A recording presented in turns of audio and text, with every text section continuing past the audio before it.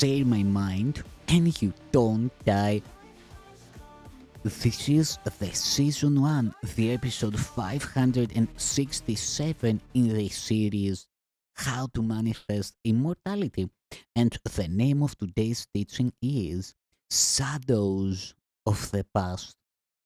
To forgive is merely to remember only the loving thoughts you gave in the past and those that were given you. All the rest must be forgotten. Forgiveness is a selective remembering based not on your selection, for the shadow figures you would make immortal are enemies of reality. Be willing to forgive the Son of God for what he did not do. The shadow figures are the witnesses you bring with you to demonstrate he did what he did not. Because you bring them, you will hear them. And you, who keep them by your own selection, do not understand how they came into your mind and what their purpose is. They represent the evil that you think was done to you. You bring them with you only that you may return evil for evil, hoping that their witness will enable you to think guiltily of another and not harm yourself. They speak so clearly for the separation that no one not obsessed with keeping separation could hear them. They offer you the reasons why you should enter into unholy alliances to support the ego's goals and make your relationships the witness to its power. It is these shadow figures that would make the ego whole in your side and teach you that what you do to keep it safe is really love. The shadow figures always speak for vengeance, and all relationships into which they enter are totally insane. Without exception, these relationships have as their purpose the exclusion of the truth about the other and of yourself. This is why you see in both what is not there and make of both the slaves of vengeance, and why whatever reminds you of your past grievances attracts you and seems to go by the name of love, no matter how distorted the associations by which you arrive at the connection may be. And finally, why all such relationships become attempts at union through the body, for only bodies can be seen as means for vengeance. That bodies are central to all unholy relationships is evident. Your own experience has taught you this. But what you may not realize are all the reasons that go to make the relationship unholy. For unholiness seeks to reinforce itself, as holiness does, by gathering to itself what it perceives as like itself. In the unholy relationship, it is not the body of the other with which the union is attempted, but the bodies of those who are not there.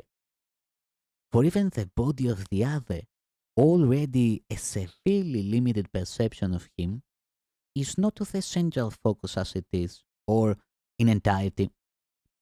What can be used for fantasies of vengeance and what can be most readily associated with those on whom vengeance is really sought is centered on and separated off as being the only parts of value. Every step taken in the making, the maintaining, and the breaking off of the unholy relationship is a move towards further fragmentation and unreality. The shadow figures enter more and more, and the one in whom they seem to be decreases in importance. Time is indeed unkind to the unholy relationship, for time is cruel in the ego's hands, as it is kind when used for gentleness. The attraction of the unholy relationship begins to fade and to be questioned almost at once. Once it is formed, doubt must enter in, because its purpose is impossible. The ideal of the unholy relationship thus becomes one in which the reality of the other does not enter at all to spoil the dream, and the less the other really brings to the relationship, the better it becomes. Thus, the attempt at union becomes a way of excluding even the one with whom the union was sought, for it was formed to get him out of it and join with fantasies in uninterrupted bliss. How can the Holy Spirit bring his interpretation of the body as a means of communication into relationships whose only purpose is separation from reality? What forgiveness is enables him to do so. If all but loving thoughts have been forgiven, what remains is eternal, and the transformed past is made like the present. No longer does the past conflict with now. This continuity extends the present by increasing its reality and its value in your perception of it. In these laughing thoughts is the spark of beauty hidden in the ugliness of the unholy relationship, where hatred is remembered, yet there to come alive as the relationship is given to him who gives it life and beauty. That is why atonement centers on the past, which is the source of separation and where it must be undone, for separation must be corrected where it was made. The ego seeks to resolve its problems not at their source, but where they were not made, and thus it seeks to guarantee there will be no solution. The Holy Spirit wants only to make his resolutions complete and perfect, and so he seeks and finds the source of problems where it is, and there undoes it. And with each step in his undoing is the separation more and more undone, and union brought closer. He is not at all confused by any reasons for separation. All he perceives in separation is that it must be undone. Let him uncover the hidden spark of beauty in your relationships and show it to you. Its loveliness will so attract you that you will be unwilling ever to lose the sight of it again, and you will let this spark transform the relationship so you can see it more and more, for you will haunt it more and more and become increasingly unwilling to let it be hidden from you. And you will learn to seek for and establish the conditions in which this beauty can be seen. All this you will do gladly if you but let him hold the spark before you and light your way and make it clear to you. God's Son is one, whom God has joined as one. The ego cannot put asunder. The spark of holiness must be safe, however hidden it may be in every relationship. For the creator of the one relationship has left no part of it without himself. This is the only part of the relationship the Holy Spirit sees, because he knows that only this is true. You have made the relationship unreal and therefore unholy by seeing it where it is not and as it is not. Give the past to him who can change your mind about it for you.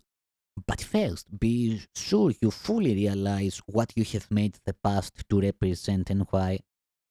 The past becomes the justification for entering into a continuing unholy alliance with the ego against the present. For the present is forgiveness. Therefore, the relationships the unholy alliance dictates are not perceived nor felt as now.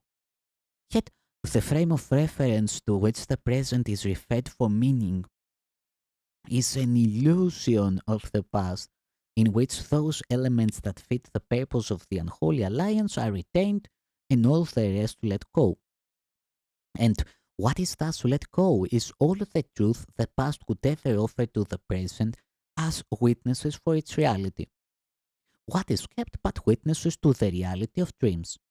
It is still up to you to choose to join with truth or with illusion, but remember that to choose one is to let the other go. Which one you choose, you will endow with beauty and reality, because the choice depends on which you value more, the spark of beauty or the veil of ugliness, the real gold or the gold of guilt and fear, truth or illusion, freedom or slavery. It is all the same, for you can never choose except between God and the ego. Thought systems are but true or false, and all their attributes come simply from what they are. Only the thoughts of God are true, and all that follows from them comes from what they are, and is as true as is the holy source from which they came. My holy brother, I would enter into all your relationships and step between you and your fantasies. Let my relationship to you be real to you, and let me bring reality to your perception of your brothers. They were not created to enable you to hurt yourself through them. They were created to create with you. This is the truth that I would interpose between you and your goal of madness. Be not separate from me, and let not the holy purpose of atonement be lost to you in dreams of vengeance. Relationships in which such dreams are cherished have excluded me. Let me enter in the name of God and bring you peace, that you may offer peace to me.